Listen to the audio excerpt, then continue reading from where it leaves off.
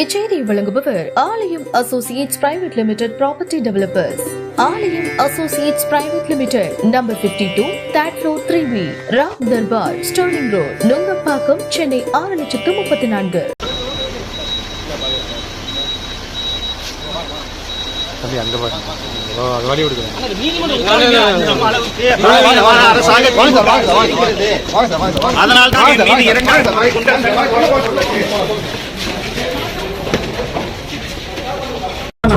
வணக்கம். கடந்த 100 நாட்களுக்கு முன்னாடி நம்ம சந்திச்சது மறுபடியும் திருப்பி சந்திக்கிறோம். 101 நாள் ஆச்சு. இன்னைக்கு கோயம்புத்தூர்ல சவுத் சங்கர் வந்து 2வது புதிய வழக்கம் போட்டுருக்காங்க. 90 நாளைக்கு முன்னாடி 14/5/2024 வழக்குக்கு போன 28 இன்னைக்கு அந்த போலீஸ் கஸ்டடி ஒரு மனு போட்டுருக்காங்க. அதுக்காகத்தான் வந்து இன்னைக்கு அப்பியரன்ஸ் 2 வழக்கு இன்னைக்கு இருந்துச்சு. இன்னும் முதல் வழக்கு வந்து சைபர் கிரைம் கோயம்புத்தூர்ல போட்டிருந்தா நாங்கள் டிஸ்சார்ஜ் பெட்டிஷன் ட்ரையலுக்காகவும் போலீஸ்க்கு செகண்ட் கேஸ்ல ரேஸ்கோர்ஸ் போலீஸ் அரெஸ்ட் பண்ண கேஸ்ல இன்னைக்கு வந்து அப்பியரன்ஸ் ஃபார் போலீஸ் கஸ்டடி போட்டிருந்தோம். போலீஸ் கஸ்டடி பெட்டிஷன் முடிஞ்சிச்சு. போலீஸ் கஸ்டடி போறதுக்கு உங்களுக்கு ஏதாவது ஆட்சேபம் இருக்கான்னு கேட்டாங்க. நாங்கள் ஆரம்பத்திலேருந்தே சொல்லியிருக்கோம், விசாரணைக்கு நாங்கள் கோஆபரேட் பண்ணுவோம், போலீஸ் கஸ்டடி போறோம்னு சொல்லியிருக்கோம். அதனால நாளைக்கு சாயந்தரம் 6 மணி வரைக்கும் ரேஸ்கோர்ஸ் போலீஸ் ஸ்டேஷன்ல வந்து போலீஸ் கஸ்டடி அலோவ் ஆயிடும். அவங்க 3 நாள் கேட்டிருந்தாங்க. மாண்புமிகு நீதிமன்றம் வந்துட்டு 1 நாள் கொடுத்துருக்கு. நாளைக்கு சாயந்தரம் 6 மணி வரைக்கும் கஸ்டடி என்ன கேஸ். இந்த 2வது கேஸ் வந்துட்டு இந்த தேவர் ஜெயந்தி சேவையில அந்த விழா நடக்கிற போது அங்கே நடக்கக்கூடிய சம்பவங்களை பற்றி தேவர் பெருமகனாரை பற்றி தவறா பேசுறீங்கன்னு அவங்க சொல்றாங்க. பட் அந்த வீடியோவில் அந்த மாதிரி எதுவும் இல்லை. அந்த சம்பவங்களை ஒட்டி கொடுக்கப்பட்ட ஒரு கம்ப்ளைண்ட்ல தான் அவர் வந்திருந்தார். உங்களுக்கு எல்லாம் தெரியும், நீங்கள் நியூஸ் சேனல்ஸ் பார்த்துருக்கீங்க. நேற்று வந்து 4 நாட்களுக்கு முன்னாடி வந்து மாண்புமிகு சென்னை உயர்நீதிமன்றம் வந்து அவர் மேலே போட்டிருந்த முதல் குண்டாஸை வந்து ரத்து பண்ணிச்சு. உங்களுக்கு எல்லாம் தெரியும், சுப்ரீம் கோர்ட் வரைக்கும் போய் நம்ம அந்த வழக்கில் வந்து திருப்பியும் சென்னை மாண்புமிகு நீதிமன்றம் விசாரிக்கணும்னு சொன்னதுக்கப்புறம் மாண்புமிகு நீதியரசர்கள் அந்த விசாரணையில் தனி மனித உரிமை, பேச்சு சுதந்திரம் இதெல்லாம் எப்படி கட்டுப்பாடு இந்த குண்டாஸ் மூலியமா எப்படி நீங்கள் அடக்க பார்க்குறீங்க, இதெல்லாம் பண்ணக்கூடாது, குண்டாஸ் போட்டது தவறு, சங்கருடைய பேட்டினாலேயோ இல்லை அவருடைய சம்பவங்கள் மேலேயோ பொது அமைதிக்கு எந்த குண்டமும் விளைவிக்கப்படலைன்னு சொல்லிட்டு அரசாங்கத்துக்கு எதிராக சில கருத்துக்களை கூறி அறிவுரைகளை கூறி குண்டாஸை ரத்து பண்ணியிருக்காங்க.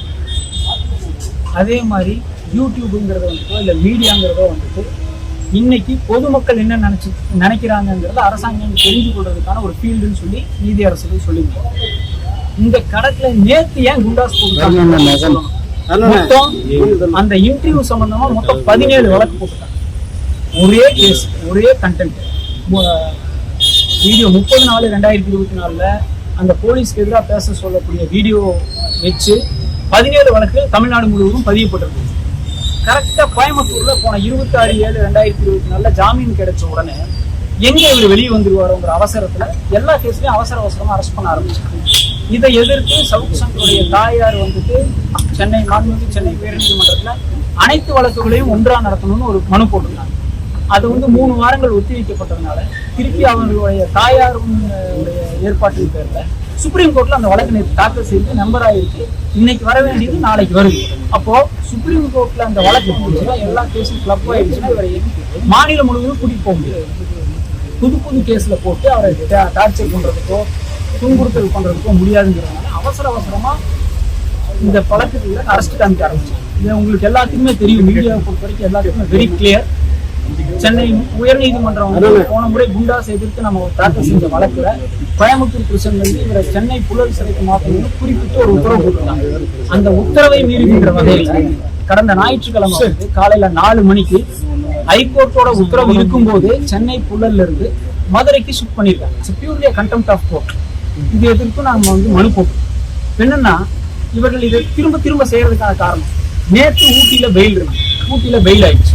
அப்ப எந்த கேஸ்லயுமே பெயில் இல்லைங்கிற போது அவசரமாக கோயம்புத்தூர் நீதிமன்றத்துக்கு முன்னாடி ஒரு கஸ்டடி பெட்டிஷன் போட்டு 1 நாள் இழுத்து நேற்று சாயந்தரம் குண்டாஸ் சர்வ் பண்ணியிருக்காங்க. இதுல வேடிக்கை என்னன்னு கேட்டீங்கன்னா, குண்டாஸ் வழக்கு தாக்கல் செய்திருக்கக்கூடிய இந்த 2வது குண்டாஸ்ல அவங்க சொல்ற கஞ்சா வழக்குல பிணையில விடப்பட்டு சூரிட்டி ப்ரொடியூஸ் பண்ணி பெயில் போயிடுச்சு. 2வது அதை அரெஸ்ட் பண்ணோம்னா எத்தனையோ சட்ட முறைகள் இருக்கு, எதையுமே அவங்க பின்பற்றலை. அதெல்லாம் நம்ம இன்னைக்கு மீடியா முன்னாடி சொல்ல வேண்டிய அவசியம் இல்லை. ஏன்னு கேட்டீங்கன்னா அது பியூர் டெக்னிக்கல் க்ரௌண்ட்ஸ். ஒருத்தர் பெயில்ல போன ஒருத்தரை அரெஸ்ட் மறுபடியும் குண்டாஸ்ல போன பல வழிமுறைகள் இருக்கு. எதையுமே பின்பற்றாம பெயில்ல அவர் வெளியே வந்துடக்கூடாது அப்படிங்கிற ஒரே நோக்கத்தினோட நேற்று இந்த குண்டாஸ் போயிருக்காங்க. இந்த நேரத்துல நாங்க என்ன சொல்லிக்க விரும்புறோம்னா, அவர்களுக்கு புரிகின்ற வகையில, அதாவது வந்துட்டு ஒரு உயர் பதவி பதவி ஏற்கும் போது ஒரு காவல்துறை அதிகாரி சொல்லியிருக்காரு, ரவுடிகளுக்கு புரிகின்ற வகையில அவர்களுக்கு பதிலளிக்கப்படும்னு சொல்லியிருக்காங்க. இன்னைக்கு இங்க நாங்க என்ன சொல்றோம்னா, இந்த காவல்துறைக்கு புரிகின்ற பாஷையில உயர்நீதிமன்றமும் உச்ச நீதிமன்றம் இவங்களுக்கு பதில் சொல்றோம் கூடி சீக்கிரம். இவர்கள் தெரிந்து இந்த தவறுகளை செய்கிறார்களா, தெரியாமல் இந்த தவறை செய்கிறார்கள் தெரியல. அதாவது புகழ்பெற்ற கிரேக்க பழமொழி ஒன்று இருக்கு, ஒரு கோமாளி அரண்மனைக்குள்ள போயிட்டு அரசன் ஆவதில்லை, மாறாக அந்த அரசவை அரண்மனை சர்க்கஸ் கூடாரமாயிருக்குன்னு சொல்லியிருக்காங்க. இப்ப இருக்கக்கூடிய இந்த காவல்துறையினுடைய போக்குகளை பார்த்தோம்னா இந்த பழமொழியை ஒட்டிதான் இருக்கு. நாங்க இதுல இன்னொன்னு சொல்றோம், மனித உரிமை மீறல்ங்கிறது சவுத் சங்கர் மட்டும் நடக்குது.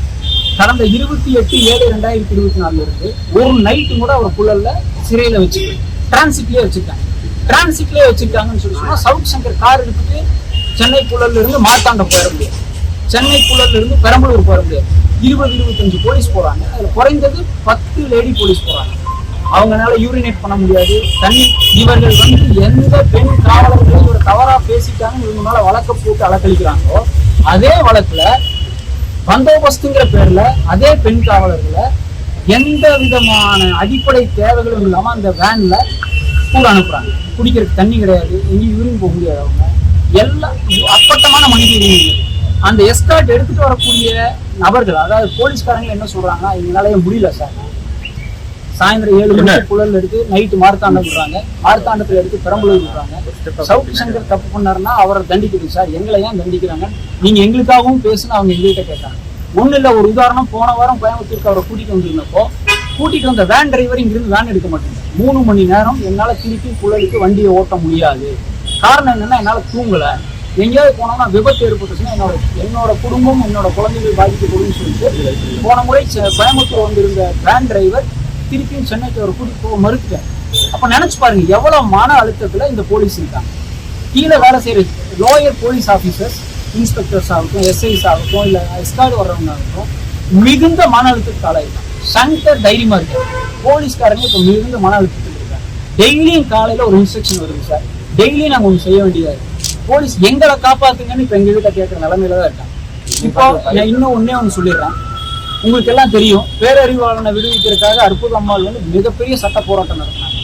அதே போன்ற ஒரு போராட்டத்தை இப்பொழுது கமலா அம்மா நடத்திட்டு, அந்த அம்மாவினுடைய ஆசீர்வாதங்களை முழுமையாக தமிழ்நாடு முழுவதும் வழக்கறிஞர்கள் நாங்கள் பணி செஞ்சிருக்கோம். இது பணத்துக்காக செய்யக்கூடிய வேலை இல்லை, பியூர் பாசிசத்தை எதிர்த்து இந்த வேலையை நாங்கள் செஞ்சுருக்கோம். அப்போ கமலாம்மாக்காக இந்த சட்ட போராட்டம் நடத்தி சங்கரை அவர் தாயிடத்துல நீதிமன்றத்தின் துணையோட சட்டப்படி ஒப்படைக்கிறதுக்கான வேங்கையத்தை நாங்கள் செஞ்சுருக்கோம். உறுதியாக அது நடக்கும். இல்ல புதிய அஞ்சலைன்னு சொன்னா நான் என்ன கேட்கிறேன், ஒரு தனி மனிதன் இவர் நீங்க உங்களுக்கு விசித்திரமா இருக்குது எப்படின்னா, ஒரு தனி மனிதன் பேசிட்டாருன்னு சொல்றீங்க, ஒரு வழக்கு போட்டீங்க, நியாயம் இருந்தது, கஞ்சா வழக்கு போட்டீங்க, உங்க தரப்புல ஒரு நியாயம் சொல்லப்பட்டுச்சு, ஒரே வழக்குக்கு 17 வழக்கு போட்டீங்க. அந்த 17 வழக்குலையும் உடனே அரசு காமிக்காம எல்லாம் பெயில் ஆகி குண்டாசெல்லாம் முடிச்சு வர்ற வரைக்கும் வெயிட் பண்ணி எங்கேயும் அவன் வெளியே விட்டா பேசிடுவாங்க. நான் என்ன கேட்கிறேன், திருப்பியும் இந்த அரசாங்கத்திற்கும் இந்த காவல்துறைக்கும் நாங்கள் தெளிவா ஒரு விஷயம், நீங்கள் போட்டிருக்கிற வழக்கு தூக்கு தண்டனை பெறக்கூடிய வழக்கு அல்ல. இன்னையிலிருந்து இது நீங்க குற்றம் நிரூபிக்கப்பட்டு நீங்க தண்டனையே கொடுத்தாலும் 5 வருஷம் கழிச்சு வந்தா சங்கர் பேசத்தானே போறாரு. அப்பவும் நீங்க உயிரோடு இருக்க போறீங்க, நானும் உயிரோடு இருக்க போறேன். நீங்கள் பதவியில இருந்த போது என்ன தவறு செய்தீர்கள், மனித உரிமை மீறல் என்ன செஞ்சீங்க, என்னென்ன பிரச்சனைகள்ல ஈடுபட்டீங்கன்னு தண்டனை பெற்றாலும் கூட திருப்பி அவர் பேசத்தானே போறாரு. அப்ப என்ன உலகத்துல நீங்க அவரை கொண்டுறீங்களா ஜெயிலுக்கு வச்சு? சட்டத்தை மீறி பண்ண முடியாது இல்லையா? 3 வருஷம் தண்டனை அதிகபட்சம் கிடைக்கும்னா அந்த 3 வருஷம் கழிச்சு சங்கர் இந்த அநியாயத்தை எதிர்த்து இந்த அரசாங்கத்தை இப்ப இருக்கக்கூடிய அரசாங்கத்தை எதிர்த்து பேசத்தானே போறாரு. எத்தனை நாள் நீங்க வச்சிருக்க முடியும் உள்ள? யூடியூபர்ஸ் என்ன வேணாலும் பேசலாங்கிற மாதிரி இல்ல யூடியூபர்ஸ் என்ன வேணாலும் பேசலாம். அதைத்தான் மாண்புமிகு சென்னை உயர்நீதிமன்றம் தெளிவா சொல்லியிருக்கு. யூடியூபர்ஸ் என்ன வேணாலும் பேசலாம், அதை எடுத்துக்கக்கூடிய பார்வையாளனுடைய பார்வை தான் முக்கியம்னு இப்ப குண்டாஸ் ரத்து பண்ணவர்கள் தெளிவா சொல்லியிருக்கு. உயர்நீதிமன்றம் என்ன சொல்லியிருக்கு, பேசுறவங்க என்ன வேணாலும் பேசுவாங்க, அன்னப்பறவைகள் எது நல்லது கெட்டதுங்கிறத மக்கள் தான் தீர்மானிக்கிறாங்க. அதனால நீங்க அதை கண்டு பயப்படக்கூடாது. மக்கள் இந்த அரசாங்கத்தை குறித்து என்ன நினைக்கிறாங்கிறதெல்லாம் இந்த சோசியல் மீடியால இருந்து நீங்க தெரிஞ்சுக்கணும்னா அரசாங்கத்துக்கு அறிவுரை கூறிட்டாங்க. ரவீந்திரநாத் சொன்ன கோட்டெல்லாம் சொல்லி இந்த மாதிரிலாம் பண்ணாதீங்க, இது தப்பு, பேச்சு சுதந்திரத்தை குறவழி கொண்டு நசுக்காதீர்கள் தான் சொல்லியிருக்காங்க. அதனால இதை பத்தி சங்கரை வந்து மிரட்டலாம்னு நினைச்சாங்கன்னா அது நடக்காது. எத்தனை நாள் கழிச்சு வந்தாலும் அவர் பேசுவாங்க.